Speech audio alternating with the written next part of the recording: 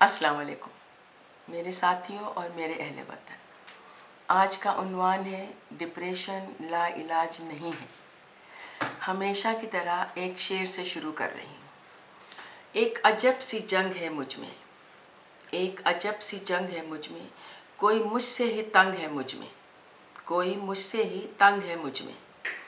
آج میرا موضوع ہے ڈپریشن، جو کہ آج کل ساری دنیا میں بہت عام ہے اور زیادہ تر لوگ ڈپریشن میں مبتلا ہیں، جس میں جہاں تک میرا خیال ہے میں نے دیکھا ہے عورتیں زیادہ مبتلا ہیں، کیونکہ لڑکیاں اور عورتیں زیادہ سینسٹیو ہوتی ہیں، باتوں کا بہت جلد اثر لے لیتی ہیں، جن میں زیادہ تر وہ خواتین ہوتی ہیں جن کے شوہر حضرات ان کی طرف سے لاپرواہ ہوتے ہیں، بیوی کے پاس بیٹھ کر اس کی دل جوئی یا ہمدردی نہیں کرتے.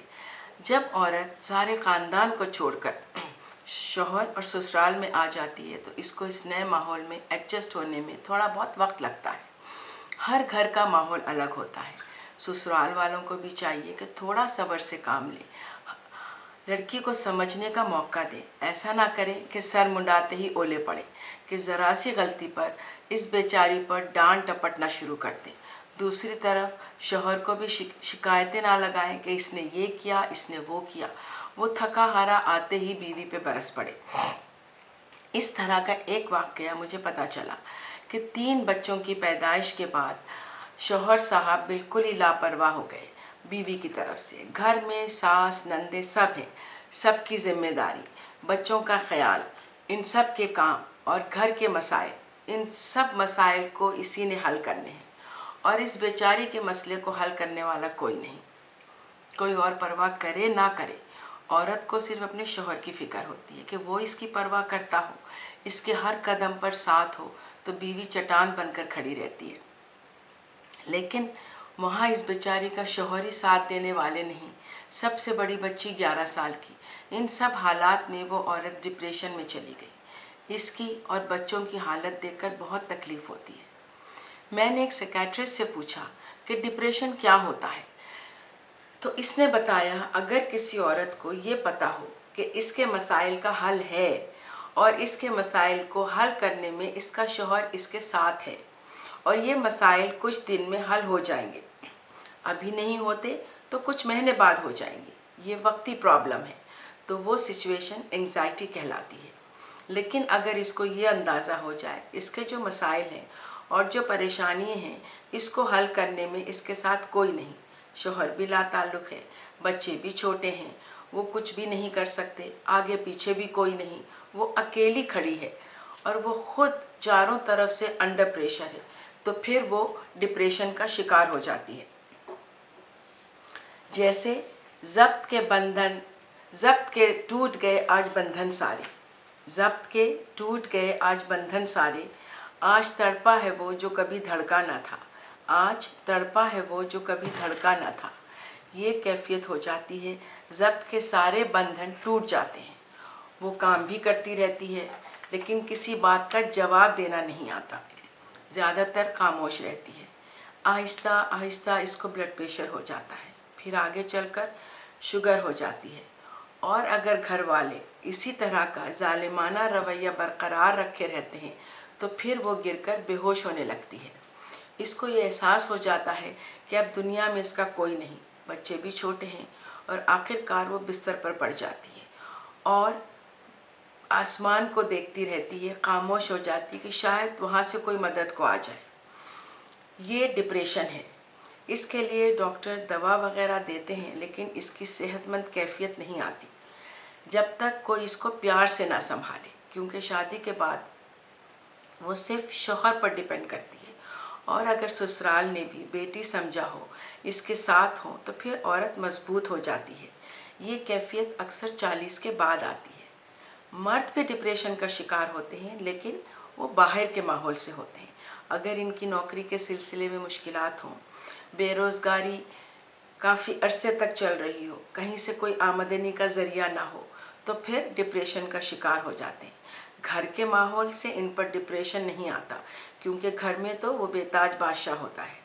اس لیے پہلے میری شوہر حضرات سے گزارش ہے کہ جب آپ شادی کر کے لاتے ہیں تو وہ آپ کی ज़िंदगी भर की साथी होती है, आपके बच्चों की माँ होती है, दुख दर्द खुशी में शरीक होती है, तो उसका आखिरी वक्त तक साथ निभाएं, इसके अच्छे बुरे वक्त में साथ रहें।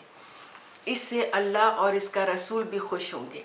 लोगों में बैठकर इसका मजाक ना उड़ाएं, दूसरों के सामने इसकी शिकायतें ना करें, इसकी इज़्ज़त आपकी इज़्ज़त है। इसके बाद तमाम ससुराल वालों से गुजारिश करूंगी कि जब आप बेटे की शादी करके लाते हैं तो इसको बहू नहीं बेटी समझिए। अगर बेटी कोई गलती करती है तो क्या आप इसको तकलीफ़ देते हैं? नहीं ना, उसको समझाते हैं, उसकी बेइज्जती नहीं करते, उसको रुसवा नहीं करते। इसी तरह बहू को भी समझें कि ये बेटी है और इसकी छोटी मोटी गलतियों को नज़रअंदाज करें, या अगर कोई बड़ी गलती हो जाए तो इसको अलग बैठकर समझाएं, इसके शौहर के सामने शिकायतें ना करें। इससे घर का माहौल ख़राब होता है। अपने घर के सुकून को ख़राब ना करें। इस बेचारी पर इतना बोझ ना डालें कि तुम बहू हो, सारा काम तुमने ही करना है। बाकी गैर शादीशुदा नंदे भी बैठी रहे कि भाभी ने ही सारा काम करना है। ये जुल्म ना करें, इसका हाथ बटाएं, इसने अपने बच्चों का भी करना होता है। आज आप किसी दूसरे की बेटी का ख्याल रखेंगे, इसको खुशियाँ देंगे, तो कल आपकी बेटी भी अपने ससुराल में खुश रहेगी। इस हाथ ले उस हाथ दे वाला मामला होता है।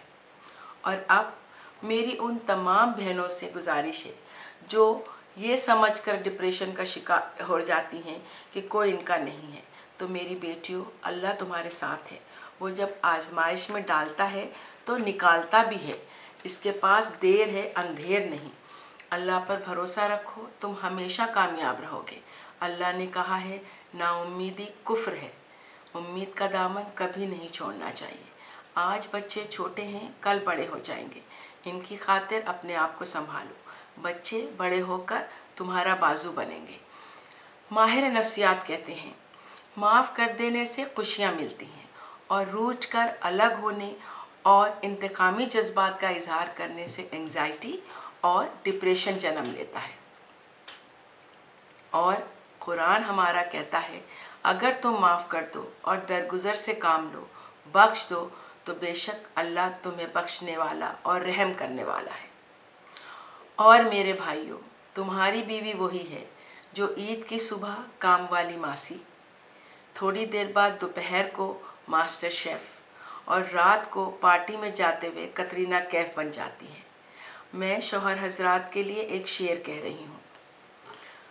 मुझसे वो पूछने आए हैं वजह गम, मुझसे वो पूछने आए हैं वजह गम, ज़ब्ते गम से जब ज़िंदगी मुतमईन होने लगी, ज़ब्ते गम से जब ज़िंदगी मुतमईन होने लगी। तो मेरे भाइयों, इस वक्त ना आना जब ज़ब्ते गम हद से बढ़ जाए, इससे ज़रा पहले आ जाना अपनी बेगम के पास। आखिर में मेरी सबसे गुजारिश है कि अपनी फैमिली के लोगों को डिप्रेशन से बचाना चाहते हैं और घर में सुकून की फ़िज़ा कायम रखना चाहते हैं, तो बराए मेहरबानी आपस में प्यार और मोहब्बत से रहें। छोटी छोटी बातों को दरगुजर करें, अपने बच्चों का ख्याल करें ताकि उनकी ज़हनी हालत नॉर्मल रहे, ताकि वो आगे चलकर एक सेहतमंद फ़र्द बने माशरे के लिए। और ये ज़रूर दिलो दिमाग में रखें कि ये अल्लाह की तरफ से आपकी आजमाइश है और अल्लाह सब्र करने वाले को अजर भी देता है। आप अपने आप को एक्सट्रीम हालत तक ना पहुंचाएं। अल्लाह करे ये बात समझ आ जाए। पाकिस्तान जिंदाबाद।